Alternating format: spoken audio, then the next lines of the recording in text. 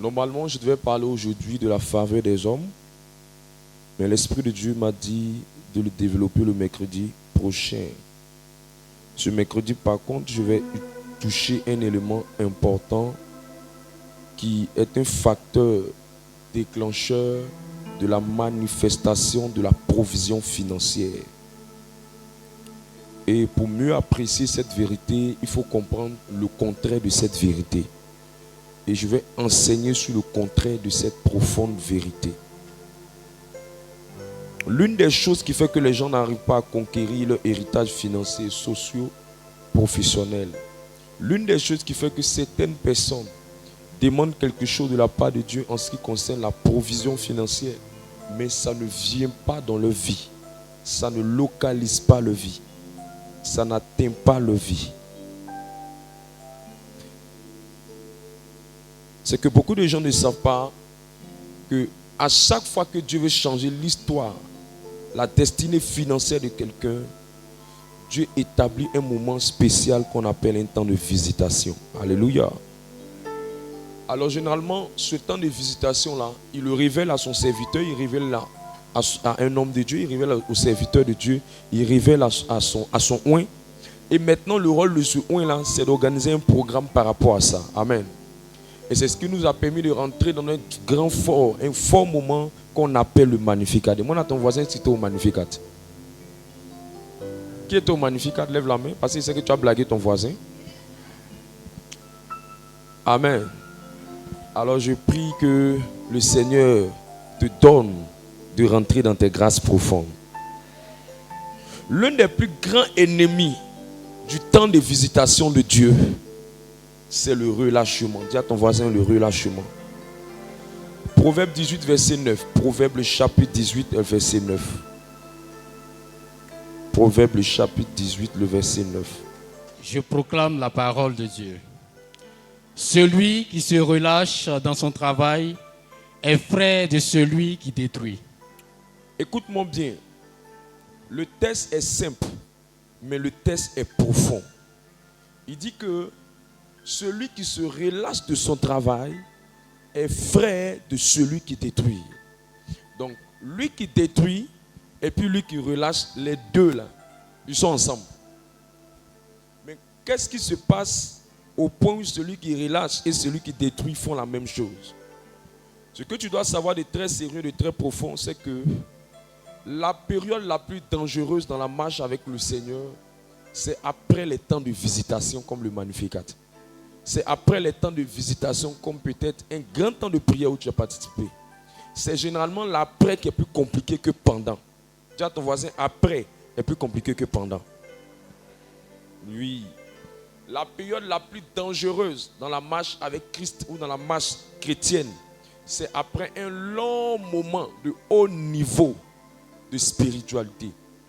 Quand tu rentres dans un haut moment de spiritualité, un moment intense de jeûne, un moment intense de prière, c'est généralement après la période là qui est plus difficile que pendant la période.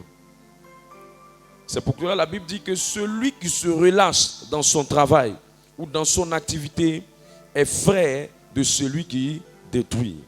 Alors pour mieux apprécier cette vérité, cela me permet de mieux t'expliquer c'est quoi le relâchement. Dis à ton voisin, relâchement. Relâchement. Je ne t'entends pas. Relâchement. Voilà. Celui qui se relâche finit tôt ou tard par mal faire ce qu'il faisait. Et c'est en faisant mal ce qu'il faisait qu'il finit par détruire ce qu'il a fait. Tu comprends ça? Au fait, le relâchement amène à baisser le niveau dans lequel tu étais avant. Donc en général, quand on dit que celui qui se relâche est frère de celui qui détruit, il ne détruit pas en un coup. C'est que celui qui se relâche finit par mal faire ce qu'il faisait au départ qui était bien là. À force de se relâcher dedans, il finit par faire ça mal. Et c'est en faisant ça mal qu'il finit par anéantir le travail ou l'effort qu'il a déjà fait au préalable. C'est pourquoi on dit qu'il est frère de celui qui détruit, parce qu'à force de se relâcher, faire légèrement, faire légèrement, il va finir par anéantir ce qu'il avait commencé à faire qui était très bien. Quelqu'un est avec moi? Le relâchement précède toujours la destruction. Il n'y a jamais de destruction qui est arrivée dans la vie de quelqu'un sans qu'il y ait au préalable un relâchement. Avant d'arriver au niveau où il y a la destruction totale de la chose, on commence ou on a une attitude qui nous amène à relâcher. Je prie pour toi que jusqu'à ce que je dépose le micro, Dieu te donne la grâce de ne pas relâcher dans ce que tu fais. La différence entre lâcher et relâcher, c'est pas pareil. Il y a une très grande différence. Si je dis par exemple que je lâche ça, ça veut dire que je laisse ça tomber. Si je dis que je lâche simplement la serviette, c'est que je la laisse tomber. Mais quand je dis que je relâche la serviette, c'est que je commence par la laisser peu à peu, peu à peu, peu à peu, peu à peu, peu à peu, petit à petit, jusqu'à ce qu'elle lâche. C'est pareil. Quand je dis que je lâche ma ceinture, c'est que j'avais attrapé ma ceinture, j'avais bien mis ma ceinture, mais à un moment, j'ai laissé tomber ma ceinture. Ou j'ai abandonné ma ceinture, ou j'ai laissé ma ceinture. Ou la force dans laquelle que j'avais mis pour tenir la ceinture, je l'ai laissée, je l'ai abandonnée. Quelqu'un est avec moi? Mais quand on dit que je relâche ma ceinture, ça veut dire doucement je desserre. Doucement je desserre. Doucement je desserre. Doucement je desserre. Je la desserre de ma hanche et au fur et à mesure, elle ne va plus me serrer comme elle me serre bien pour bien tenir le pantalon. Et avant que j'ai bien me rendre compte, la ceinture va finir par tomber. Est-ce que tu es avec moi? Voilà. Alors je ne suis pas venu te parler de lâcher. Je suis venu te parler de relâcher. Dis à ton voisin, il va nous parler de relâcher. Quand on parle de relâcher dans le domaine de la vie spirituelle, c'est-à-dire tu pries, mais depuis un moment, tu ne pries plus comme avant. Et généralement, quand on a des moments comme celui qu'on vient d'avoir, tu vas voir les gens sont en feu dans la prière. Mais dès qu'ils sortent de ce genre de moment, ils ne prient plus comme ils priaient quand ils étaient dans les moments. Qui comprend ça? Voilà. Donc tu pries, mais depuis un moment, tu as commencé à relâcher dans la prière. Regarde ton voisin, demande-lui. Tu penses que tu tiens dans la prière ou tu as relâché dans la prière? Il dit quoi? Qui te donne la réponse? Il faut lui dire que tu as besoin de sa réponse pour m'informer. Amen. Ou bien ton voisin et toi, vous êtes des collègues dans le relâchement. Amen. Tu crains Dieu, mais tu ne crains plus Dieu comme avant. Il y a relâchement. Tu aimes Dieu, on n'a pas dit que tu n'aimes pas le Seigneur. Tu aimes Dieu, mais tu ne l'aimes plus comme tu l'aimais avant. Tu étais discipliné, mais tu n'es plus discipliné comme tu étais avant. C'est ça le relâchement. Tu venais à la prière, mais tu ne viens plus à la prière comme tu venais avant. Tu sais Dieu, mais tu ne sais plus Dieu avec le zèle d'avant. Alléluia. Voilà, c'est ça le relâchement. Et on dit c'est tout ça là qui fait que au bout d'un certain moment, tu vas relâcher et en relâchant, tu vas finir par arrêter totalement ce que tu faisais. Tu vas finir par arrêter totalement la discipline, la prière, le jeûne, la consécration. C'est pourquoi dans les choses du Seigneur, personne n'abandonne en un seul coup. Qui c'est ça? Personne n'abandonne en un seul coup. Généralement, on abandonne toujours un peu, un peu. C'est pourquoi l'expression qui est utilisée pour parler de quelqu'un qui est en train de... qui a fini par perdre ce qu'il avait, dans la vie chrétienne, on n'abandonne pas un coup, mais on descend. On descend. On descend. On descend. On descend. On descend. Progressivement, jusqu'à un certain moment, on perd. Et le diable est tellement malin dans cette méthode, parce que tu ne te rends pas compte, hein, mais tu descends. Tu descends. Tu descends. Tu descends. Tu descends. Et l'une des raisons qui fait que beaucoup sortent des grands moments de prière sans voir la manifestation de la gloire de Dieu dans leur vie, c'est qu'à un moment donné, Ils étaient en feu dans le temps de prière. Mais après, ils ont commencé à descendre, à descendre, à descendre, à descendre. Et un bon matin, on dit le gars, il a perdu sa vie de prière. Après, on dit non, la soeur là, elle n'arrive plus à prier. Après, on dit ce frère là, il ne vient plus à la prière. Après, on dit cette soeur là, elle ne sait plus. Ça n'a jamais commencé en un seul coup. Dis à ton voisin, ça n'a jamais commencé en un seul coup. C'est pour ça que quand quelqu'un veut perdre sa vie de prière, le diable ne va jamais faire perdre sa vie de prière en un seul coup. Un coup, non, c'est faux. Et tu me dis que tu as perdu ta vie de prière en un seul coup, tu as dit que tu mens. Tu ne dis pas la vérité. Ça n'a pas commencé comme ça. Ça a commencé, tu étais quelqu'un, tu priais 5 heures de temps, bien 3 heures de temps. Et puis un bon moment, tu as commencé à baisser. Si tu étais à 5 heures, tu es passé à 4 heures. Après 4 heures, tu es passé à 3 heures de temps. Après 3 heures de temps, tu as commencé à prier 2 heures de temps. Après 2 heures de temps, tu as commencé à prier 1 heure de temps. Après 1 heure de temps, tu as commencé à prier 30 minutes. Après 30 minutes, tu as commencé à prier 15 minutes. Après 15 minutes, tu as commencé à prier combien de minutes? 10 minutes. Et puis un bon matin, tu fais une semaine. Non, tu fais même une semaine même. Tu pries lundi, tu pries plus mardi. Tu pries mardi, tu dis à Dieu de prendre ta prière couchée du lundi pour aller déposer ça au mercredi. Tu arrives à mercredi, tu dis bon, mercredi c'est bon. Jeudi, tu sautes vendredi, tu pries samedi. Et quand tu sautes vendredi, samedi, tu te retrouves à dimanche. Là, c'est un peu bon. Après, tu prends ta prière que tu as faite dimanche, elle est devenue le riz couché du lundi, du mardi, du mercredi, du jeudi, du vendredi, du samedi, du dimanche. Ça fait une semaine que tu ne pries pas. Après, tu ne pries pas. Après, tu passes en mode signe de croix pour dormir. Au nom du Père, du Fils et du Saint-Esprit. Amen. Après, maintenant, tu attrapes ton chapelet, ton rosaire, comme ton papa dit. Tu commences. Au moins, tu vas bien voir le chapelet lui-même en train de te prier. Et où tu te rends compte, tu es réveillé le matin, tu vois l'heure, il est 6 heures ou bien il est 5 heures du matin. Ça n'a jamais arrivé un seul coup. Petit à petit. Et c'est ça qu'on appelle le relâchement. Personne n'abandonne un coup. Personne ne tombe un coup. Personne ne chute un coup. Personne ne faiblit un coup. Personne ne relâche un coup. Galates 5, verset 7 à 9. C'est toujours un relâchement progressif. Petit à petit. Il y a d'autres, mais ça devient tellement grave que finalement, ils n'arrivent même pas à ouvrir leur bouche pour prier. Qui a déjà vécu ça? Il dit que tu te lèves, hein, tu veux ouvrir ta bouche, mais ça ne s'ouvre pas. Qui a déjà vécu ça? Ah, bon. Mes amis, on est passé par là-haut. C'est pour ça qu'on est bien placé pour te parler. Sinon, on va te dire, la Bible dit seulement. Allons-y. Galates 5, les versets 7 à 9. Vous couriez bien. Qui vous a arrêté pour vous empêcher d'obéir à la vérité. Le service média n'est pas là. Vas-y. Cette influence ne vient pas de celui qui vous appelle. Cette influence ne vient pas de celui qui vous appelle.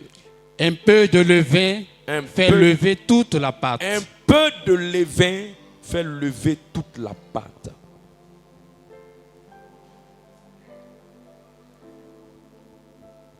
Un peu de levain fait lever toute la pâte.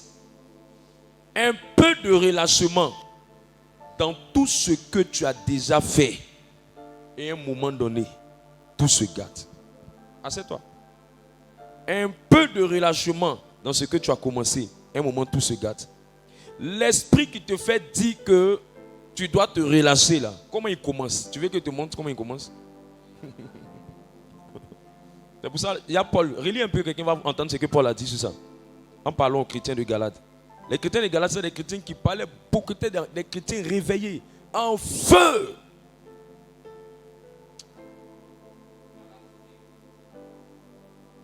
Galates 5, les versets 7 à 9. Vous couriez bien. Qui vous a arrêté pour vous empêcher d'obéir à la vérité? Cette influence ne vient pas de celui qui vous appelle. C'est une influence. Si elle ne vient pas de celui qui vous appelle, qui est Dieu, c'est qu'elle vient de quelqu'un d'autre. C'est une influence. Le mot influence veut dire, c'est quelque chose qui te manipule. Le mot influence veut dire, c'est quelque chose qui est dans ta tête qui te fait croire ça. Et ça te manipule, ça t'influence, ça te modifie, ça change ta manière de faire. Et c'est tellement subtil que tu ne te rends même pas compte et puis tu es en train d'abandonner. Assieds-toi mon frère.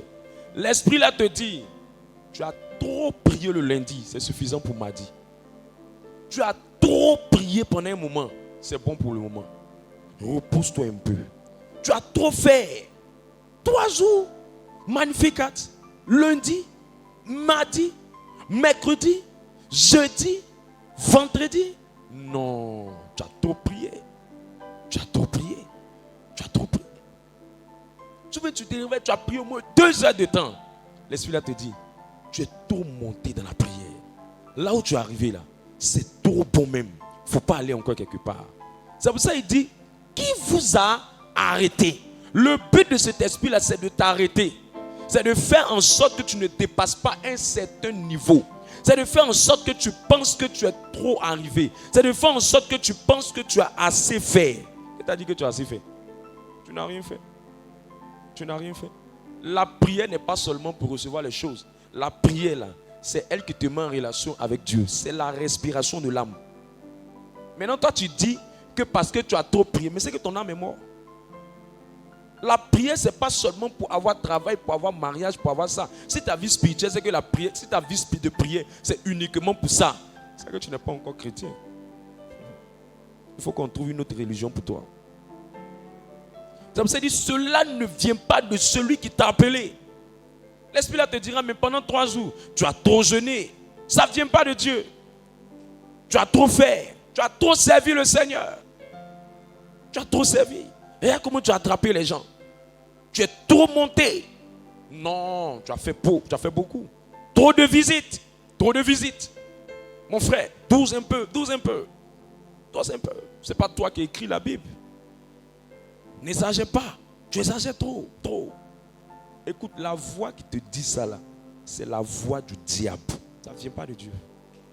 Ça ne vient pas de Dieu, c'est la voix du diable. On ne dit jamais que quelqu'un a trop abusé des choses charnelles.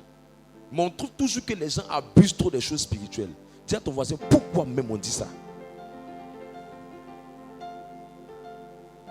On ne dit pas que tu as trop dormi chez garçon.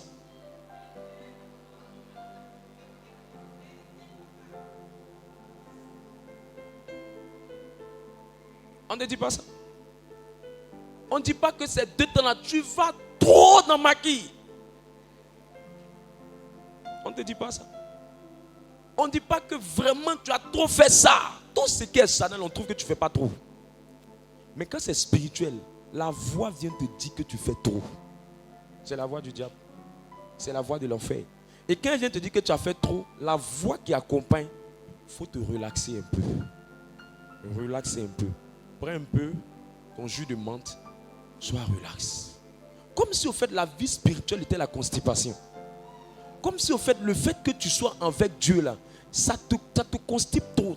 C'est trop stressant. Dieu a fait de Dieu c'est quelque chose d'autre. Ça n'a rien à voir avec ta vie personnelle. Pourquoi ta vie spirituelle ne peut pas faire partie intégrante de ta vie naturelle? Pourquoi ta vie spirituelle doit être quelque chose qui est à part? Pourquoi ta vie spirituelle doit être quelque chose qui est déconnecté de toi? Non. C'est que tu as compris que la prière, elle est momentanée. Si tu as bien lu ta Bible en 1 Timothée 5,17, il dit prier sans cesse. C'est-à-dire qu'il faut arriver au niveau de ta vie de prière là, devient ta seconde nature. Tu manges, tu pries. Tu danses, tu pries. Tu es à la plage, tu pries. Tu es en train de boire le sirop, tu pries. Tu es en train de boire le jus de menthe, tu pries. Tu es en train de boire le tampico, tu pries. Tu es en train de boire du jus d'ananas bien frais, tu pries. La vie de prière, c'est toi. Il n'y a pas la vie de prière à part et toi à part. C'est parce que tu dissocies ça que quand tu es dedans là, tu es stressé. Tu n'es pas relax. Parce que ce n'est pas encore devenu ta seconde nature. C'est devenu quelque chose de trop lourd pour toi.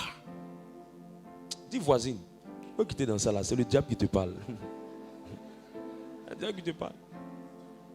3 jours. Tu es venu pendant 3 jours. Mercredi, tu as prié. Jeudi, tu as prié. Vendredi, tu as prié. C'est quoi ça là? C'est toi, mais tu es ni quoi? Tu es ni prêt ou bien? C'est toi qui fermes le portail de votre coin de prière là?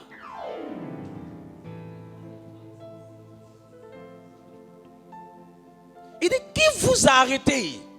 Les gens des Galates. Il dit, qui vous a arrêté? Qui vous a arrêté? Le but de cet esprit-là, c'est de t'arrêter. Parce qu'il voit que quelque chose arrive. Il veut t'arrêter. Mais je prie qu'il ne t'arrête pas dans le nom de Jésus-Christ.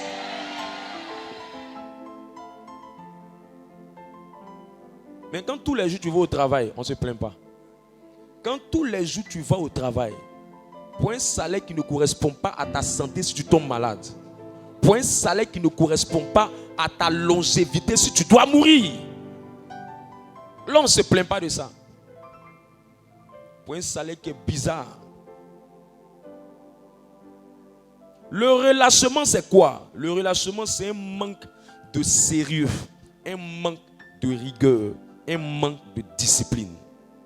Le relâchement c'est quoi? Note ce que je suis en train de te dire. Le relâchement c'est un manque de sérieux, c'est un manque de rigueur, c'est un manque de discipline. Deuxième définition, le relâchement c'est lorsque tu commences à te reposer avant la saison du repos. Quand tu es célibataire, tu te reposes par rapport à quoi? Il faut bien chercher Dieu là-bas. Quand tu vis dans la maison de tes parents, tu manges, au lieu de bien chercher Dieu, tu as quitté dans ça. Toi, tu cherches de repos. Non, nous avons assez prié. Nous avons assez prié. Attention. Le jour où Dieu ne t'aide pas là, la personne qui paye le sac de riz, là, un moment, il ne pourra plus payer. Moi, j'ai compris une chose. Même quand tu prends quelqu'un pour mettre dans ta maison et que la personne vit avec toi, sa présence fait que Dieu te donne la grâce de la personne pour que tu aies les moyens de répondre à ses besoins. Donc souvent les gens ne se rendent pas compte. Souvent si la personne s'en va, la grâce qui faisait que tu avais cette provision, elle va partir. Parce que Dieu l'a mis et Dieu a ajouté quelque chose sur toi. Un jour j'ai bien expliqué ça. Le relâchement, c'est lorsque tu commences à perdre la concentration, le focus. Tu commences à te distraire négativement. Comme il y a des gens, ils disent, ils ont fait 3 jours de Magnificat. Ils vont maintenant commencer à se distraire. Le relâchement, c'est lorsque tu commences à te détendre. Mais tu ne te détends pas positivement. En ayant cette fameuse image qui passe sur les réseaux sociaux. Où on met la Bible et on met le popcorn devant. Ça, c'est une relaxation positive. C'est une manière de dire qu'on peut associer son plaisir à sa spiritualité. Mais le relâchement négatif, la détente dans la chair, c'est lorsque tu trouves que tu as trop fait le Magnificat et que tu es venu écouter ton père modérateur qui a pressé et tu t'es concentré dans le jeûne et la prière et il faut maintenant que tu puisses satisfaire ton bas-ventre chez Aboubakar qui est dans le quartier.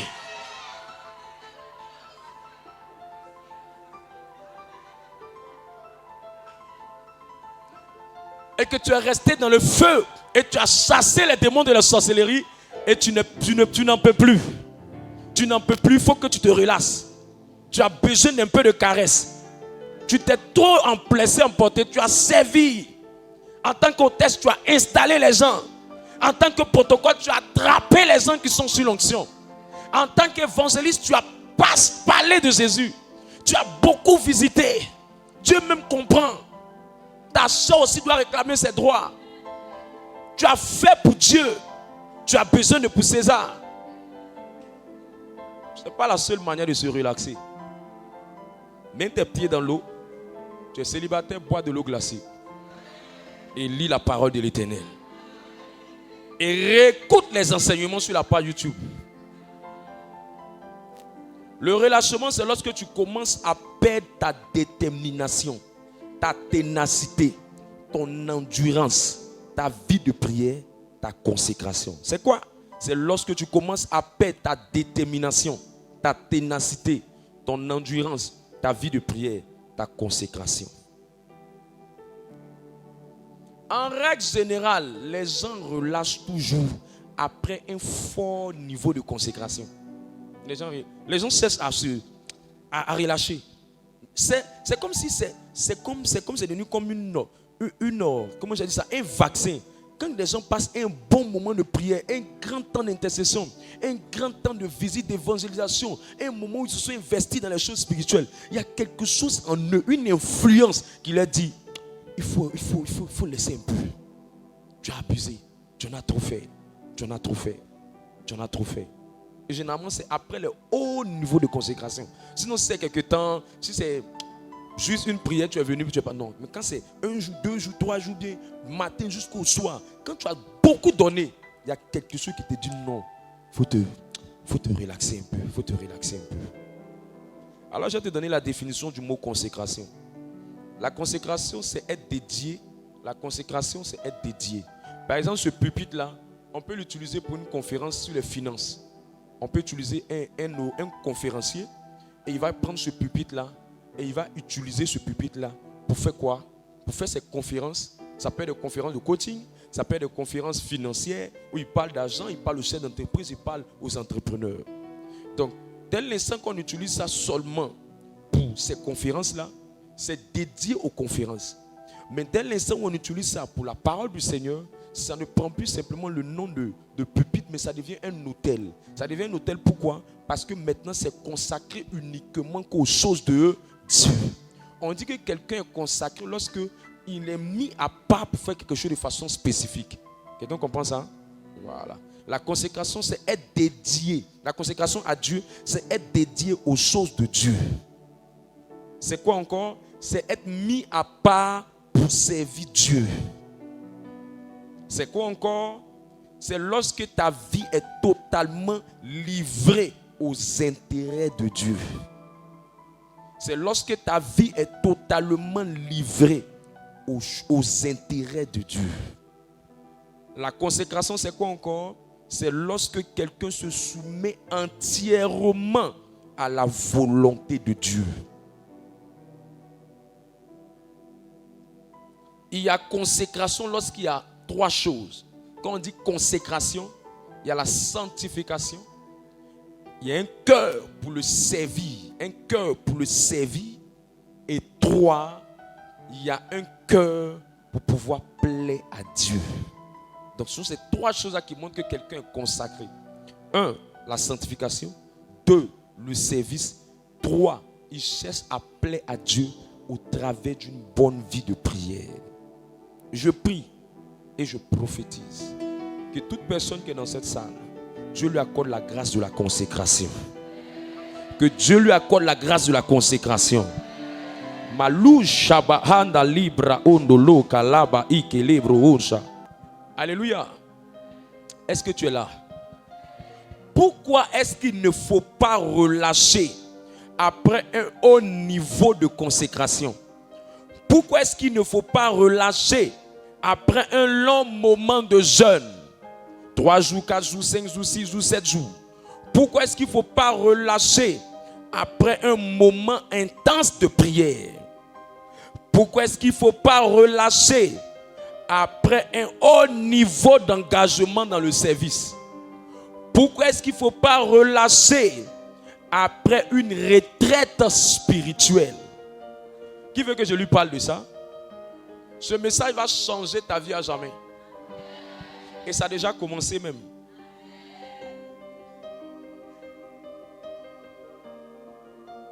Il ne faut jamais se relâcher après un moment intense de prière. Sinon, tu vas tout perdre.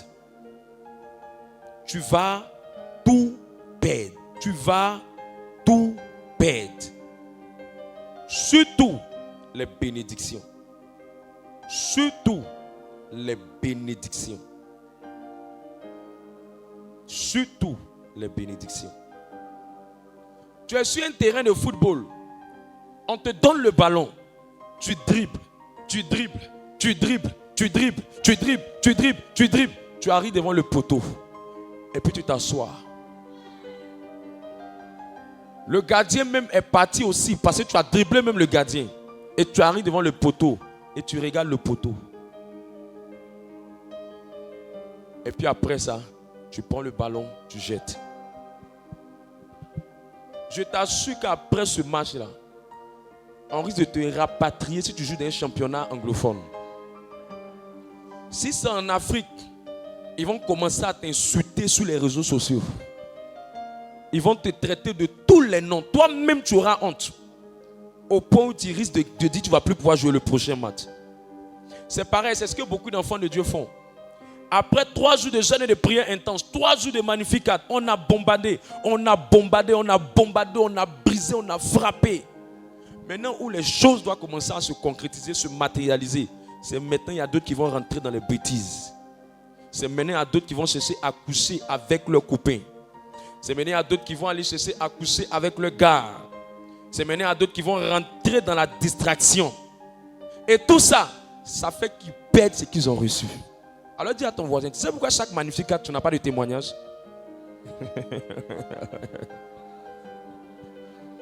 C'est ce que tu fais après. Il faut lui dire, c'est ce que tu fais après là qui est le problème. Non, tu n'as pas parlé à ton voisin. J'ai l'impression que tu as peur de ton voisin. Si ce que tu vas faire après va gâter ce que tu as reçu, c'est mieux, il ne fallait pas venir. C'est mieux, il ne fallait pas faire.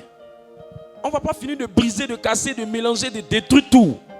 Toutes les forces de la sorcellerie. Et puis toi, on a fini, maintenant les choses vont se concrétiser. Maintenant tu dois bénéficier des avantages, des bénédictions attachées à ce moment.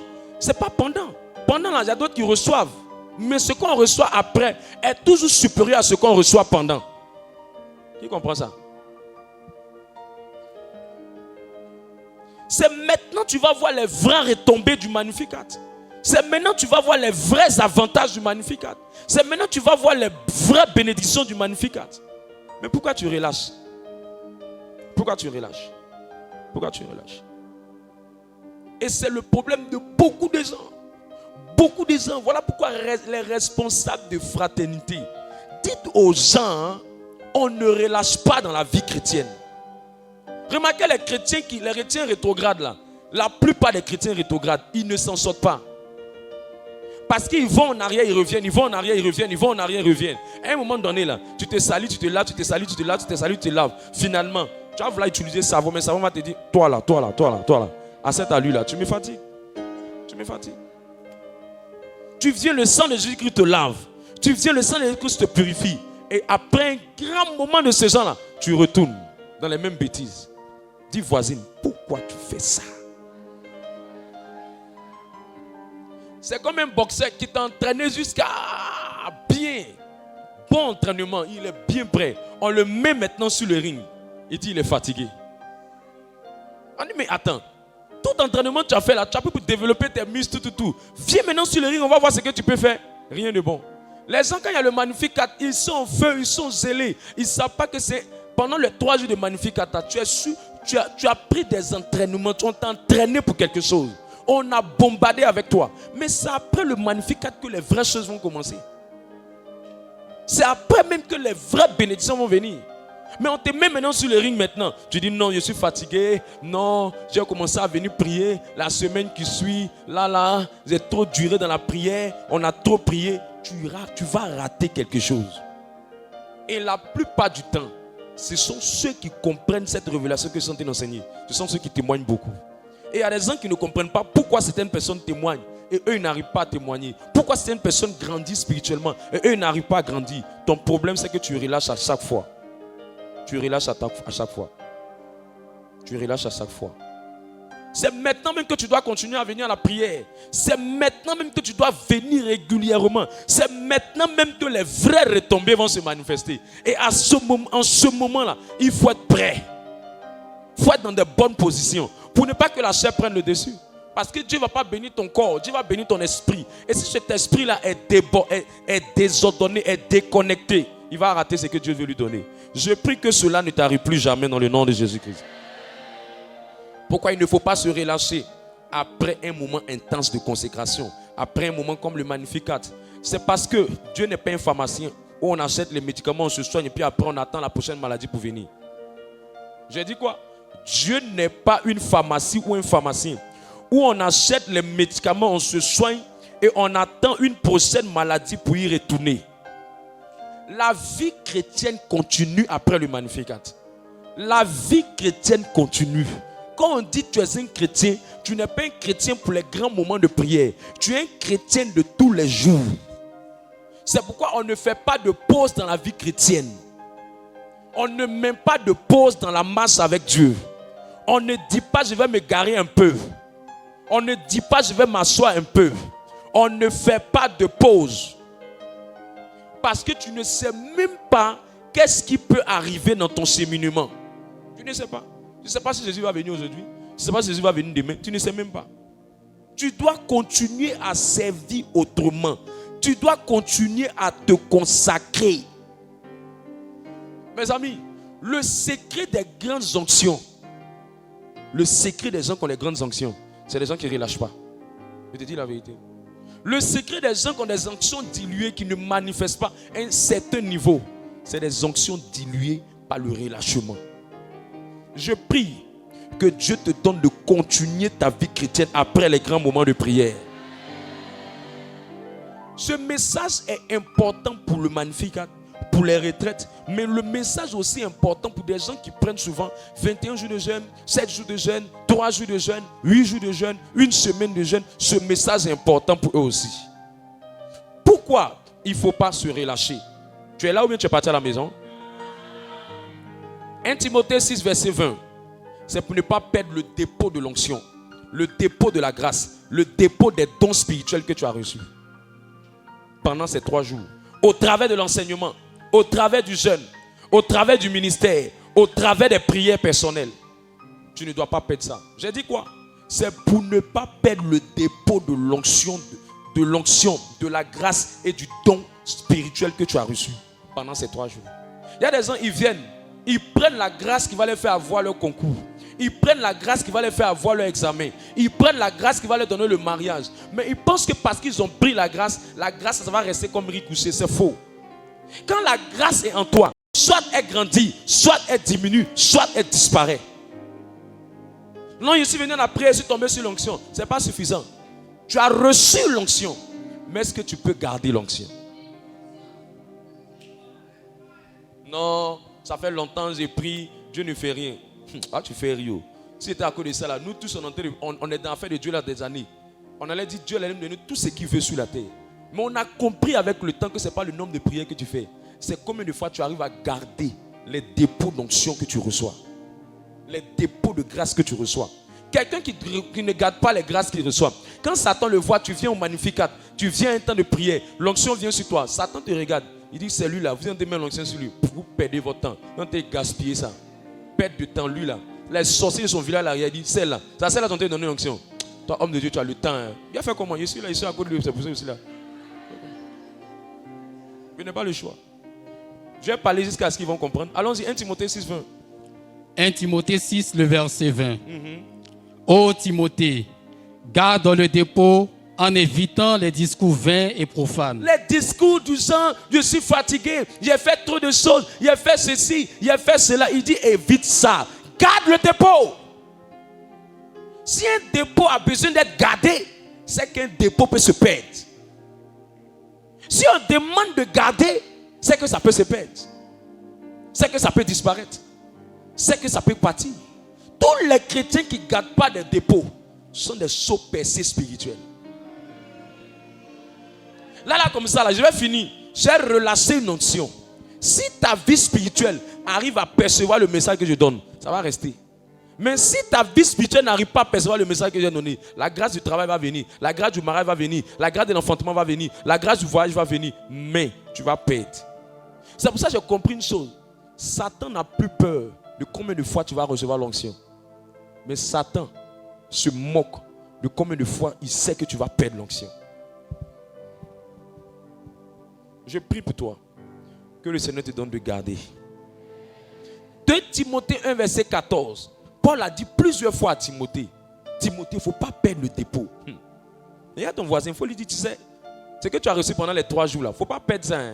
Il faut lui dire, est-ce que tu sais que tu peux perdre ça? Mais il ne faut pas perdre. Alors là, j'ai mis, normalement, tous ceux qui sont venus là, pendant les 3 jours là, ce que j'ai mis sur toi, on appelle ça l'onction anti-sorcellerie. Si les sorciers te mangent après ça, c'est qu'ils ont volé. Je te dis la vérité. Pendant les 3 jours, depuis le lundi jusqu'à aujourd'hui, mercredi, tous ceux qui viennent me voir pour me donner leur témoignage ou pour me parler après les écoutes, 80% c'est des visitations. Il y a une qui dit, après le dimanche, le lundi, elle a fait un rêve. Ou dans le rêve, Yeshua lui dit, la sorcellerie dans votre famille, là, c'est fini. La même semaine, ils ont appelé son mari pour une opportunité. Acclame Jésus. J'aime ça. Le dépôt est là. C'est toi qui n'arrives pas à garder. Vas-y, lis le test. 2 Timothée 1, le verset 14. Garde le bon dépôt par l'Esprit Saint qui habite en nous. Garde. Il dit garde encore le bon dépôt. Garde le bon dépôt. Dis voisin, gardons le dépôt. La meilleure manière de ne pas perdre le dépôt, de ne pas gâter le dépôt, c'est de ne pas relâcher. Plusieurs chrétiens, plusieurs personnes sont frustrées qu'elles n'ont rien vu de la part de Dieu après un magnificat. C'est parce que tu as perdu le dépôt, tu as laissé Satan voler ça pendant ton relâchement. Mais je lève ma main de prophète et je déclare, tu ne perdras pas ce dépôt de 3 jours. Tu ne perdras pas la marque anti-sorcellerie qui a été mise sur toi. Tu ne perdras pas le feu qui a été déposé sur toi. Quelqu'un me donne un bon amen. Quatrième raison pour laquelle il ne faut pas relâcher, c'est pour éviter le parking spirituel. Dis à ton voisin pour éviter le parking spirituel. Il faut faire très attention à ce qu'on appelle le parking spirituel. Et cette image, elle m'est venue un bon matin. Regarde. Quand on sort d'ici, vous allez voir, il y a des véhicules qui sont garés de part et d'autre, devant des maisons. Chez nous ici, là, tu vas aller voir des véhicules. Là, vous allez voir des véhicules. On appelle ça un parking. Mais là, en ce moment, on est dans la salle ici. S'il n'y a pas la sécurité, le protocole, l'organisation pour veiller sur les véhicules, n'importe qui peut simplement venir parce que les véhicules sont garés pour percer les pneus. S'il ne perce pas les pneus, il peut faire des égratignures sur les véhicules. Il peut écorcher le véhicule.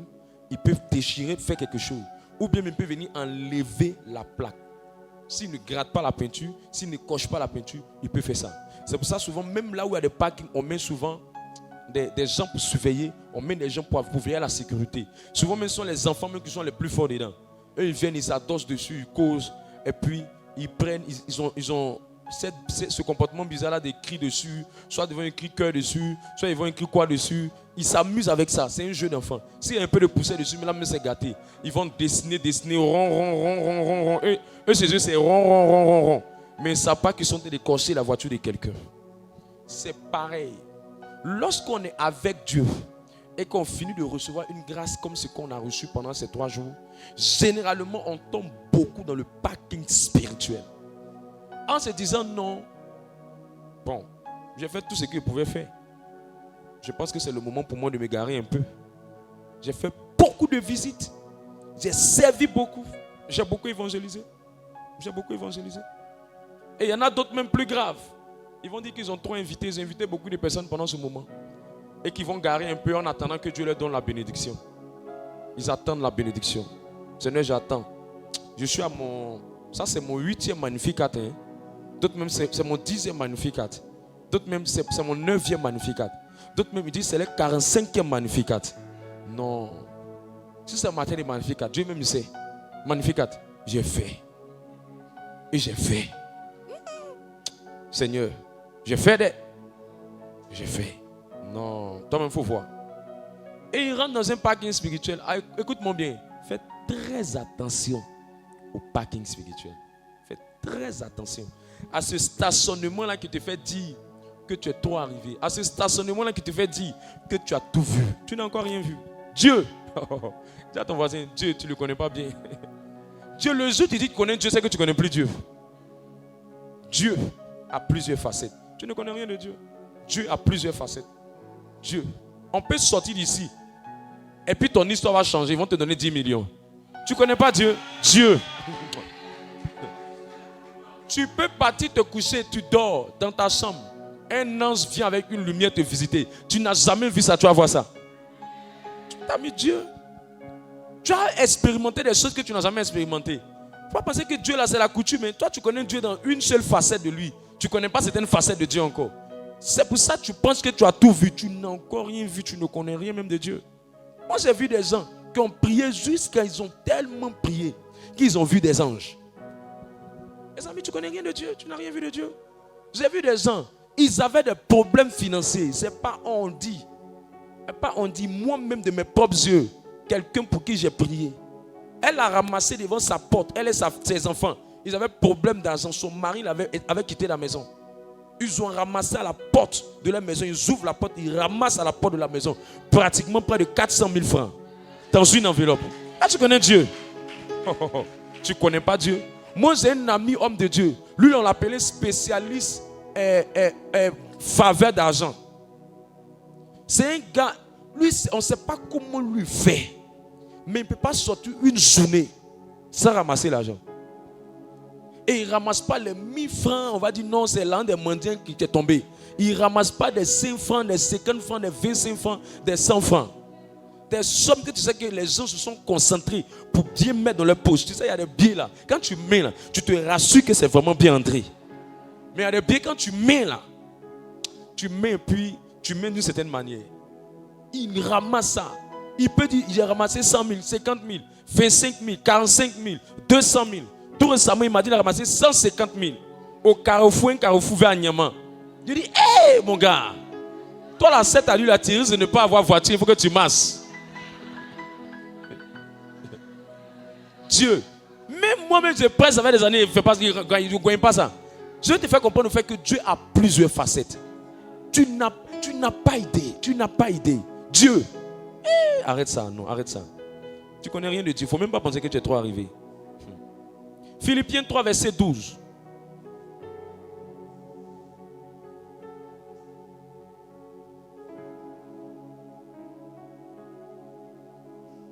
C'est Paul qui parle ici. Le grand Paul. Le prédicateur des prédicateurs. L'homme qui a attrapé le serpent. Le serpent voulait le tuer. Le serpent l'a piqué. Et tellement l'onction est en lui, c'est le serpent qui est tombé sur l'onction. Paul. Les gens même du village où Paul est parti prêcher, il dit, ça c'est un Dieu qui est là, c'est pas un homme. Paul. Dans la Bible, après Jésus, mon modèle, c'est Paul. Paul. Pierre, même toi, tu as vu Jésus, tu peux dire des choses. Lui n'a pas vu Jésus. Amen. C'est comme quelqu'un qui est venu nouvellement dans la communauté, puis il a plus de foi que quelqu'un qui est plus ancien dans la communauté. C'est comme Paul. Pierre était beaucoup avec Jésus, il a duré avec Jésus. Mais Paul n'a jamais vu Jésus. Mais les choses qu'il vivait spirituellement étaient extraordinaires même que Pierre. C'est un parfait modèle. Philippiens 3, 12, qu'est-ce qu'il dit? Philippiens 3, le verset 12. Ce n'est pas que j'ai déjà remporté le prix ou que j'ai déjà atteint la perfection. Mais je cours pour tâcher de le saisir, puisque moi aussi j'ai été saisi par Jésus-Christ. Par Jésus-Christ. Il dit qu'il n'a rien accompli encore. Il n'a rien fait. Il n'a rien fait. Malgré tout ce que Paul faisait, il disait toujours qu'il n'avait encore rien fait. Est-ce que je peux te dire quelque chose? Si tu ne veux pas relâcher dans ta vie avec Dieu, il faut toujours te dire que tu n'as encore rien fait. On appelle ça avoir la soif de Dieu. On appelle ça un insatisfait spirituel. C'est quelqu'un, même quand il a fait quelque chose d'extraordinaire, il dit qu'il n'a encore rien fait. Il dit qu'il n'a encore rien fait. Quand je finis des moments de prière comme le Magnificat, des gens me demandent, mais tu vas faire quoi? Il faut te relaxer un peu, mais il faut te reposer. Tu n'es pas fatigué? Il n'y a pas des choses que tu dois faire? Je dis non. Non, je ne vais pas rentrer dans le parking spirituel. Aïe. Je n'ai même pas encore accompli quelque chose. Je n'ai encore rien fait. Je suis en train de commencer. Les choses ne sont pas encore accomplies là où il doit partir. C'est maintenant que je cours. Et même dans ma course, je sens que je fais un peu lentement. Je sens qu'il faut que je cours encore. Là même, le week-end même, je suis en train de programmer comment faire encore pour aller me braiser. J'ai envie de passer 5 heures. Je m'assois à 5 heures. C'est de minuit jusqu'à 5 heures du matin en train de prier. Je vais expérimenter les choses où Jésus vient me parler. Je suis fatigué d'où les anges viennent. Je vais expérimenter le niveau où Jésus même, il arrive et dit, mon fils, mon fils, mon fils. Le mot même mon fils, ça me suffit. Je ne veux plus reste. Ce mot-là seulement. Toi, tu es satisfait. Toi, tu es satisfait. Toi, tu as combien de mois dans la foi? 5 ans, 5 mois, 10 mois, 10 ans dans la foi. Tu n'as encore rien fait. Tu n'as même pas encore impacté les nations. Tu n'as même pas encore gagné ta famille. Tu n'as même pas converti ton mari. Tu n'as pas converti les gens autour de toi. Tu n'as même pas influencé un peu ton village. Tu n'as encore rien fait. Rien même. Rien. Oh. Dans ton village, mais tu n'as même pas terrain là-bas encore. Tu n'es rien. Ton village n'a même pas peur de toi. Tu n'as encore rien fait. Tu n'as même pas encore construit ta maison. Tu n'as encore rien fait. Attends, tu n'as encore rien accompli. Tu n'as encore rien fait. Tu n'as même pas encore acheté ta dernière Range Rover qui doit sortir bientôt. Tu n'as encore rien fait. Dis, attends, dis voisin, c'est quoi qui fait que tu es trop satisfait et puis tu relâches ça? C'est quoi? Aïe. Oh, oh. Tu fais comment même? Il fait ça fait comme toi. Ta fraternité n'est même pas grande. Tu n'as même pas accompli de grandes choses. Tu n'es même pas l'une des fraternités la plus meilleure. Ton département, tu ne bats même pas les records. Tu n'as même pas encore commencé à faire venir 2K, 3K, 4K pour le Seigneur. Tu n'as même pas dépeuplé l'enfer. Il y a beaucoup de choses que tu n'as pas encore accomplies. Tu n'es même pas encore à des témoins où tu viens dire, maintenant je peux te donner 1 million pour l'évangile. Tu n'es même pas encore à ce niveau. Tu n'es même pas au niveau où on va arriver un moment où tu te déplaces. Il n'y a pas de manette quelque part là-bas. Je sais c'est une mallette. Où tu vas venir, on va dire, c'est le moment de la dîme. Et puis le gars, il vient avec une mallette d'argent. Les gens le regardent comme ça. Venez avec vos, on dit, venez avec vos alliances de victoire. Il a dit, envoie-moi une mallette, envoie-moi la mallette, super. Il faut que je parle à des gens. Je sais pas c'est quoi. Les chrétiens, ils ne valent rien. C'est trop dans le sac. On dit, alliance de victoire. C'est deux comme ça. C'est peu ici, c'est peu ici. Le modérateur même, il est là, il demande, c'est quel Gaza? Les hôtesses ne peuvent pas prendre son offrande. Il ne peut pas mettre ça dans le panier. Ça pèse ici, ça pèse ici. Ah! Quand il vient déposer même là, c'est du lourd. C'est du paquet. Ah! Quand il se déplace même déjà même là, on dit, monsieur, s'il vous plaît, ils ont peur. On se demande, est-ce que c'est pas bombe qui est dedans? Ah! Non, non. Ne te sens jamais arrivé.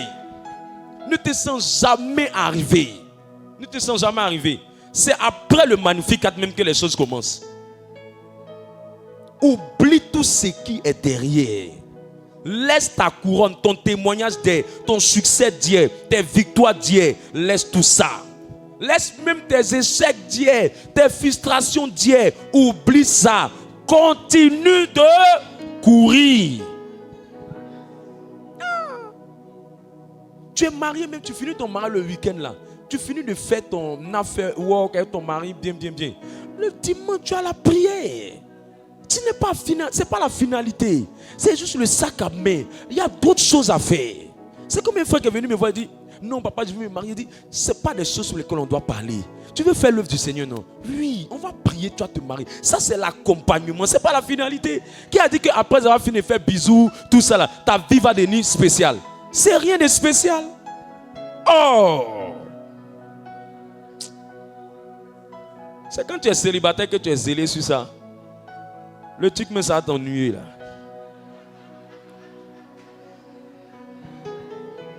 Cours! Dis voisin, cours! Tu as un marché, 4 marchés, tu cours. Tu es parti, tu as eu un marché, c'est un marché de 5 millions. Tu continues de courir. Sois un éternel insatisfait dans les choses spirituelles. Je prie que cette grâce-là descende sur toi. Je prie que cette grâce-là descende sur toi.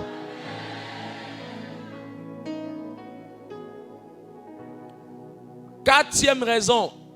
Parce que pourquoi tu ne dois pas relâcher après un grand moment intense de prière? Parce que généralement, après Magnificat, après un temps intense de prière, après un moment d'intense engagement dans le service de Dieu, c'est la période la plus dangereuse. Parce que le diable rôde avec une grande colère. Pourquoi il a une grande colère? Il a une grande colère parce qu'il a subi des coups de poing pendant 4 jours et cela lui a fait mal. Mercredi, tu l'as cogné. Jeudi, tu l'as cogné. Vendredi, tu l'as cogné. Dimanche, tu as mis encore fire. Mes amis, ça lui a fait mal. Il a pris des coups, de poing à gauche, à droite, de partout. Maintenant, toi-même analyse. Mets-toi à sa place. Il sait que pendant cette période-là, tu es en feu. il sait que pendant cette période tu es fort. Qu'est-ce qu'il va faire? Il va te laisser tranquille. Et puis il va partir. Il va disparaître. Et il va attendre la période de distraction. Il va attendre la période d'abandon. Cherchez-moi un tel service média. Je sais que vous avez l'onction. La Bible dit, Satan est revenu à la tentation des gens. On dit, il est revenu à un temps favorable. C'est dans Luc 4. Il est revenu à un temps favorable. Donc il attend une période où tu es distrait. Il attend une période où il y a la lourdeur. Il attend une période où tu deviens moins spirituel. Et puis là maintenant, il frappe. Il dit, tu m'as eu pendant 4 jours, non. Mais il t'attendait. Toi, il te connaît. Toi là, c'est quand tu es le modérateur, si tu cries. Fire!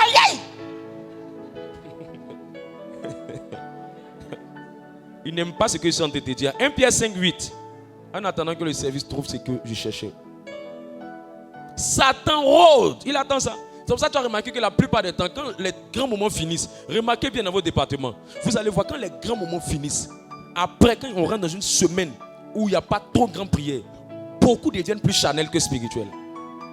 Ils deviennent lourds, ils n'ont plus la force de venir. On dit, mais toi tu viens de faire un grand moment comme ça, pourquoi tu es bizarre? Ce n'est pas sa faute. Quand il y a une petite ouverture, quand il y a une petite faiblesse, ça t'a frappé. Voilà, il dit, après l'avoir tenté de toutes ces manières, le mot tenté, c'est remplacé le mot tenté par un combat qu'ils ont. Ils ont combattu, ils ont fait des combats, le diable s'éloigna de lui. Jusqu'à un moment favorable.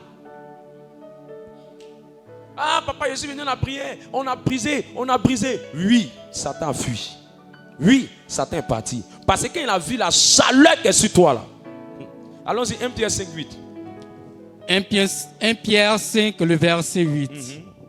Soyez sobres, veillez. Votre adversaire, le diable, rôde comme un lion rugissant, cherchant qui il dévorera. Il cherche quoi? Qu'est-ce qu'il cherche? Il rôde pourquoi? Il rôde parce qu'il cherche une porte d'entrée.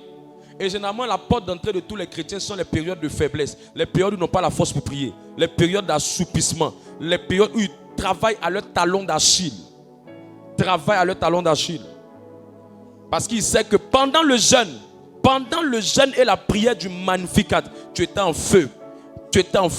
Et plus tu venais, la flamme en toi montait davantage. Ça grandissait. Et il a vu la chaleur sur lui. Il a vu la chaleur sur toi. Mercredi, jeudi, vendredi. D'autres moments, on était ici encore samedi. Il a vu encore le feu l'agrandir. Évangélisation, intercession, visite, enseignement. Il dit non, je ne peux pas laisser ça. Mais je n'ai pas le choix. Elle est trop enflammée. Et il fuit. Et un bon matin, il vérifie. Est-ce qu'il y a toujours le même feu? Et il remarque que la personne s'est refroidie. La personne avait un feu emprunté des 3 jours. Il avait un feu bizarre pendant ces 3 jours. Il voit que l'onction qui était sur lui là a commencé à descendre. Il dit, attendons ça à descendre encore. Attendons ça à descendre. Ça descend. Et puis maintenant il dit, frappons.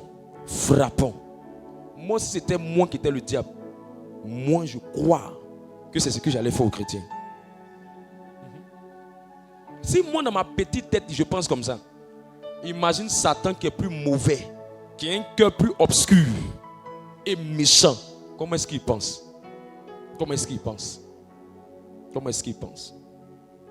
Il sait que quand pendant les 3 jours tu avais un feu de 180 degrés, il ne va pas t'attaquer, il va attendre quand le feu là va descendre à 10 degrés et puis il va frapper. C'est pour ça que le diable n'attaque pas pendant, mais il attaque toujours après, quand tu baisses la garde. Alors dis à ton voisin, ne baisse pas la garde. 1 Pierre 5, 9, ne baisse pas la garde. Dis-lui, ne baisse pas la garde. Il faut lui dire, continue encore. Jusqu'à ce que... 1 Pierre 5, 9.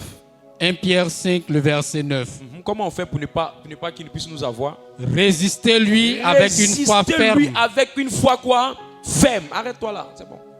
Résistez-lui avec une foi comment? Ferme. Mais pourquoi on ne dit pas résistez-lui simplement avec une foi?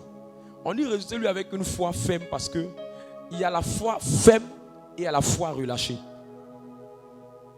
Tu vois des gens pendant 3 jours là, ils ont une foi. Quand les 3 jours sont finis, ils relâchent. Qui t'a dit que parce que le Magnificat est fini, la sorcellerie est finie dans ton village? Il n'a pas dit résister-lui avec une foi relâchée, mais il dit résister-lui avec une foi ferme. Une foi qui est relâchée, c'est une foi, puisque la foi dans le monde spirituel, c'est un bouclier. Une foi qui est relâchée, c'est un bouclier où il y a un trou à l'intérieur. Une foi relâchée, c'est un bouclier où il y a une ouverture devant. Une foi relâchée, c'est un bouclier qui n'a pas de puissance. Tu lui as donné des coups de poing jusqu'à... Et ces coups de poing que tu lui as donnés, lui, il est calme. Quand ta foi va se relâcher, quand sa foi va se diluer, et tu vas venir avec le même bouclier devant lui, il va frapper. Et il va frapper dans le trou du bouclier. Et finalement, ça va t'atteindre. Je prie que cela ne t'atteigne pas dans le nom de Jésus-Christ. C'est pourquoi le même zèle, le même feu, la même foi que tu avais pendant le Magnificat, pendant le temps de prière, c'est la même chose qu'il faut garder après le Magnificat. Dis à ton voisin, tout le travail là, c'est après. Tout le travail là, c'est après. Dernière raison. Pourquoi est-ce qu'il faut garder? Il faut éviter de relâcher après des moments intenses de consécration, de service, d'investissement. Ça vous a remarqué bien. Tu vas voir un frère, il est dans le groupe, tu le vois, visite, intercession, évangélisation, il est en feu. Et ce qui va se passer, c'est quoi? C'est que pendant que Dieu veut venir le visiter, Satan lui dit, tu as trop fait, rentre dans le relâchement. Or, quand il rentre dans le relâchement, il ne sait pas que quand tu as sémé, l'effort de s'aimer là doit se manifester à une saison de moisson que tu ne maîtrises pas. Donc le fait de relâcher fait que quand la saison de moisson arrive, elle arrive au moment où tu es en train de relâcher. Et souvent quand tu relâches après un grand moment comme ça, tu ne relâches pas doucement. Tu commences doucement, mais à un moment donné, tu rentres dans beaucoup de choses qui vont faire que tu vas venir recommencer encore le même investissement. C'est pourquoi Dieu m'a dit, enseigne à plusieurs personnes. Parce que c'est la 5e raison que je vais te donner maintenant. Tu ne dois pas relâcher parce que tout ce que tu as fait là, attends, après ce que tu as fait, il y a une piste d'atterrissage de l'exaucement. Il y a une piste d'atterrissage de l'exaucement. La piste d'atterrissage de l'exaucement là, c'est de demeurer, de continuer à rester engagé. Et mes amis, tu as servi, tu as brisé, tu as visité, tu as intercédé. C'est en train de venir. Mais qui t'a dit que parce que c'est en train de venir que ça va forcément atterrir? C'est en train de venir. Laisse ça va venir. Mais quand ça vient, ça doit trouver un endroit. L'endroit que ça trouve là, ça doit trouver le même feu dans le service, le même zèle dans le service. Là, immédiatement, ça revient vers toi et ça te localise. Et on vient dire, cette soeur a eu ça, ce frère a eu ça, cette personne a eu ça. C'est le même feu là qu'il faut garder. Garde le même feu. Garde le même feu. Je ne peux pas te dire garde le même feu jusqu'à ce que tu rentres ton témoignage. Sinon, il y a t'habituer à la facilité. Mais ce que je peux te dire, arrange-toi pour garder le même feu jusqu'à ce que tu vois la main de Dieu. Et continue encore dans le même feu jusqu'à ce que tu vois encore une nouvelle main de Dieu dans ta vie. Quelqu'un est avec moi? Quelqu'un est avec moi? Quelqu'un est avec moi? Le jour où j'ai compris ça dans ma propre vie, moi-même, ma propre vie. Quand Dieu m'a fait la grâce, la première fois, avant que je commence le ministère, quand Dieu m'a fait la grâce, la première fois où j'ai eu mon premier véhicule, mon zèle n'avait pas changé. J'étais déterminé, toujours en train de faire mes messes. J'avais la culture de faire mes messes de 6 heures. Je gardais la même habitude. Quand j'ai fini par voir un autre véhicule qui était une 307, j'ai gardé la même attitude. Quand j'ai commencé à faire le ministère, la première fois où j'ai eu le véhicule dans le ministère, j'ai continué encore à garder le même zèle. Quand Dieu m'a bonifié encore dans la grâce, je n'ai jamais arrêté de venir régulièrement faire la matinale. La bénédiction ne me change pas parce que je sais que quand j'ai élevé des semences vers le Seigneur, il y a une saison d'atterrissage de ce que j'ai sémé là qui doit venir. Mais elle ne doit pas me trouver dans le relâchement. Elle doit me trouver dans le feu, dans le zèle, dans l'abnégation, dans l'assiduité, dans la détermination, dans l'investissement. Quand elle me trouve dedans, ça ne tape jamais pour toi. Même si Satan se lève, lui qui va me défendre, c'est le Dieu que je suis en train de servir. Parce que quand quelqu'un abandonne un moment, c'est qu'il n'était pas en train de servir Dieu. C'est qu'il n'était pas en train de faire pour Dieu. Il était en train de faire pour ce qu'il allait recevoir. Celui qui est son Seigneur sauveur, ce n'est pas Dieu. Celui qui est son Seigneur, c'est sauveur. C'est son concours, son examen, son projet, son affaire. Sinon, si c'est Dieu qui est ton Seigneur, ton sauveur, même quand tu n'as pas encore vu, tu gardes le même zèle. Et quand tu gardes le même zèle, la grâce là, ça atterrit dedans comme ça. Pouf. L'exaucement là atterrit dedans comme ça. Pouf. Et on dit comment tu as fait? C'est parce que tu as gardé le même feu. Je prie que quelqu'un ici ne relâche pas. Je prie que quelqu'un ici ne relâche pas. Voilà ce qu'il m'a dit de te dire. Il dit pendant une semaine tu as pleuré, tu as combattu dans la prière. Maintenant, voilà ce qui arrive. Dieu envoie l'exaucement de façon matérielle. Dieu amène l'exaucement de façon matérielle. Il doit trouver dans ta vie la constance, le zèle, l'assiduité, autant de prières, la stabilité spirituelle, la continuité dans le service. Frère, n'arrête pas de visiter. Ma soeur, n'arrête pas d'intercéder. Mon frère, n'arrête pas de faire ce que tu faisais. Ne change pas. Demeure. Demeure. N'arrête pas les visites. N'arrête pas l'intercession. N'arrête pas. Viens les mercredis. Viens les jeudis. Ne te sens pas trop arrivé. Laisse les gens qui sont en train de penser qu'ils sont trop arrivés. Et ils vont trier les jours où ils doivent venir. Toi, demeure dedans. Ça vient. Ça vient. Ça vient. Ne démolis pas ça. Ne démolis pas ce qui arrive. Ne démolis pas tes efforts. Ne bloque pas ce que tu as fait. N'annule pas l'exaucement. Demeure, demeure, demeure. Ne relâche pas. Ne rétrograde pas dans le péché. Ne fais pas ça. Sinon tu risques de bloquer ce que tu as commencé. Et tu vas dire Dieu m'a pas exaucé. Ce n'est pas que Dieu t'a pas exaucé. C'est qu'à un moment tu as relâché. Et ce qui est en train de venir était bloqué. Puisque ce que tu es en train de venir ne trouve plus la plateforme d'atterrissage. Ne trouve plus la force qui l'attirait. Ce qui l'attirait, c'était ton service. Ce qui l'attirait, c'était ton assiduité. Ce qui l'attirait, c'était ta constance. Ce qui l'attirait, c'était parce que tu ne changeais pas. Tu continuais de donner. Tu continuais de faire tes semences. Tu continuais de donner tes dîmes. Tu continuais de venir régulièrement à la prière. Tu continuais d'être dans ton alliance avec Dieu. Tu demeurais. Et c'était en train de venir.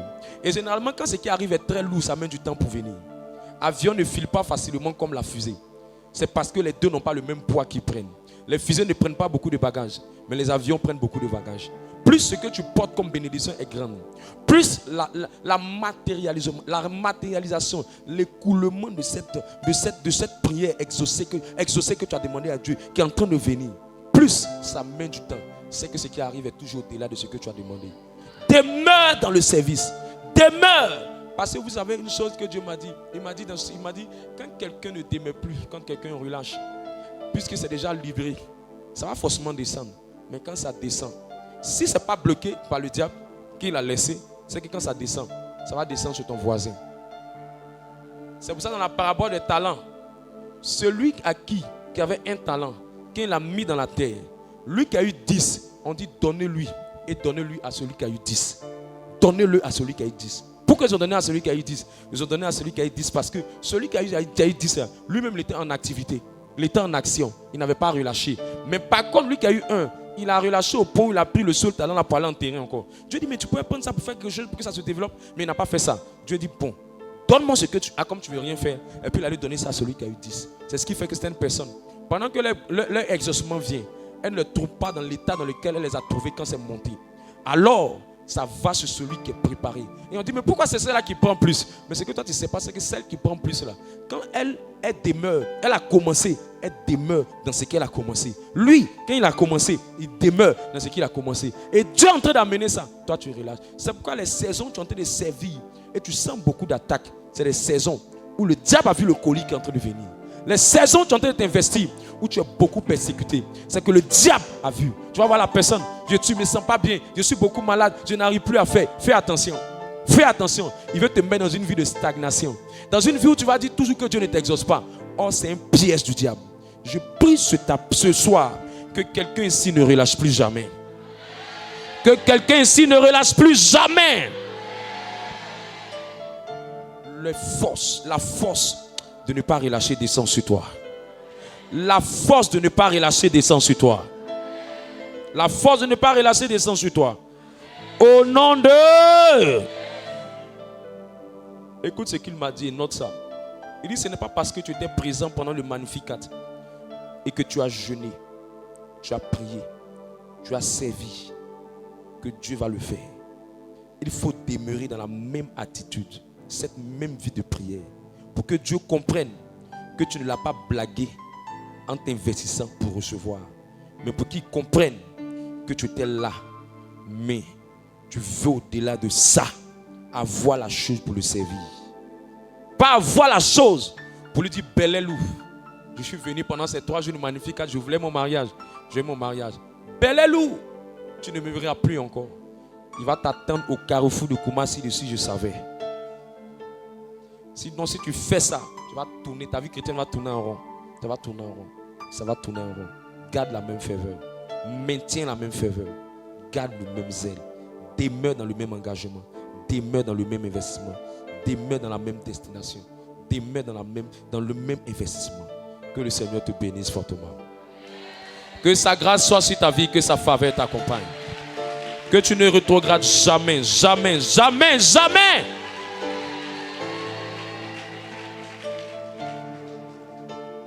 Merci Jésus. Prends Genèse 9, 18 à 22. Genèse chapitre 9, 18 à 22. Je vais conclure avec cette note-là. Genèse 9. Voici un homme qui a rétrogradé, qui a relâché. Genèse 9, 18 à 22. Genèse 9, les versets 18 à 22. Les fils de Noé qui sortirent de l'arche étaient Sem, Cham et Japheth. Cham fut le père de Canaan. Cham fut le père de Canaan. Ce sont là les trois fils de Noé. Ce sont là les trois fils de Noé. Et c'est leur postérité qui peupla toute la terre. C'est leur postérité qui peupla toute la terre. Verset 20. Noé commença à cultiver la terre. Noé commença à cultiver la terre. Et planta de la vigne. Il but du vin. Il but du vin. S'enivra. Et se découvrit au milieu de sa tente. Cham, père de Canaan, vit la nudité de son père et il le rapporta dehors à ses deux frères. Parole du Seigneur notre Dieu. Avant le déluge, Noé était consacré. Dans l'arche, Noé est resté dans la ferveur. Après l'arche, Noé a voulu se relâcher. Il a voulu se relaxer et il est rentré dans le relâchement. Planter la vigne n'était pas mauvais, mais il allait plus loin que planter la vigne. Il a décidé de boire le vin n'était pas mauvais, mais il allait encore plus loin que boire le vin. Il s'est dénivré. Quand il a commencé à s'énivrer, le Noé consacré, le Noé qui servait Dieu, le Noé qui était dans l'arche, le Noé qui était apprécié par Dieu, le Noé a commencé à baisser dans sa vie de prière, dans son zèle, dans son engagement, dans sa détermination, dans sa promptitude, dans son assiduité. Quand il a commencé à baisser dedans, l'une des choses qui a montré que son ivresse était à son paroxysme, c'est que Noé a été ivre jusqu'à se mettre nu. Et c'est dans sa nudité que ses enfants l'ont vu. C'est dans sa nudité que son fils l'a vu. C'est dans sa nudité que son fils s'est moqué de lui. Et finalement, Noé a maudit son fils. Et quand il a fini de maudire son fils, la malédiction est rentrée encore sur la terre. Alors que cette malédiction était partie après qu'ils étaient rentrés dans l'arche. Mes amis, tu peux venir à un programme de prière. On va prier pour toi. La malédiction va partir. Mais après la prière, qu'est-ce que tu fais? Après l'arche, qu'est-ce que tu fais? Hors de l'arche, qu'est-ce que tu fais? Après les moments de victoire, qu'est-ce que tu fais? Après les moments de combat spirituel, qu'est-ce que tu fais? Noé n'a pas gardé la même constance. Noé n'a pas gardé la même assiduité.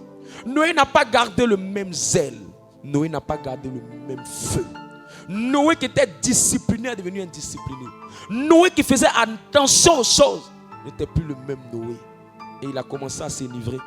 Il était tellement content de boire ces bons vins qu'il a fini un moment par lever son habit. Il ne s'est pas arrêté seulement à son habit, son sous-corps était là. Il dit non, c'est pas bien, j'ai encore chaud. Il a fini par lever son sous-corps. Il restait son pantalon, il dit non, c'est pas encore fini. J'ai encore chaud en bas de moi. Il a fini par lever son pantalon. Et pour te raccourcir l'histoire, il avait porté un jean. Et il enlève son jean Lewis. Quand il enlève le jean, il a vu qu'il transpirait dans son sokoto. Noé a décidé d'enlever son sokoto. Quand Noé finit d'enlever toutes ces choses, et qu'il se met à siroter le vin. Il y avait une dernière portion de vin qui restait, que s'il prenait, Noé allait plus voir le ciel et la terre. Il allait commencer à confondre le ciel avec la terre. Il allait avoir l'impression que la terre est en haut et le ciel est en bas. Et Noé n'a pas compris ça, il a bu. Et l'ennemi a frappé. Son propre fils est venu l'humilier. Après chaque temps de victoire, après chaque temps de grands moments de prière, ne te sens pas trop arrivé. Ne rentre pas dans la relaxation charnelle. Repose-toi. Repose-toi. Mais n'abuse pas dans ton repos. Fais-toi plaisir. Mais ne te fais pas plaisir négativement. Gère ta vie. Mais ne gère pas ta vie au point de ne plus prier. Parce que l'ennemi que tu as vaincu pendant les moments de chaleur, ce même ennemi, il viendra te bloquer. Toi qui étais toujours en train de servir à la porte, toi qui étais toujours en train de faire ton protocole, toi qui étais toujours en train de faire tes visites, n'écoute pas la voix qui te dit que tu as assez fait. Tu ne connais pas la hauteur de ton Goliath. Tu ne sais pas en fonction des gens. Tu sais en fonction de ta destination. Là où Dieu veut t'amener n'est pas pareil que là où Dieu va amener ton voisin. Ce que Dieu veut faire avec toi n'est pas pareil que ce que Dieu veut faire avec les autres. Ce à quoi tu es appelé n'est pas pareil que ce à quoi les autres sont appelés. Ne calibre pas ta vie en fonction des autres. Calibre ta vie en fonction de ta destination. Quand on vient à la gare, nous tous, on vient dans la même gare qui est la maison de Dieu. Mais nos destinations ne sont pas tous pareilles. Dans la même gare UTB, il y a des gens qui vont à Daloa. Dans la même gare UTB, il y a des gens qui vont à Sassandra. Dans la même gare UTB, il y a des gens qui vont dans d'autres villes. Si tu connais ta destination, prends tes dispositions en faisant ta destination. Continue ce que tu faisais et Dieu t'a vu. Continue ce que tu faisais et Dieu t'a remarqué. Continue ce que tu faisais et Dieu a utilisé mon visage pour te parler dans le rêve. Continue ce que tu faisais. Continue ce que tu faisais. Hier, rappelle-toi, tu ne connaissais pas beaucoup de choses, mais tu étais resté bien avec Dieu. Et ce même Dieu t'a donné une certaine position. Garde la même position. Et même fais plus. Mais ne descends jamais. Ne t'abaisse jamais. Tu vas voir que la gloire de la seconde maison sera plus grande que la première. Ne relâche pas. Ne relâche pas. Ne relâche pas. Ne relâche pas. On va se tenir sur nos pieds pour prier.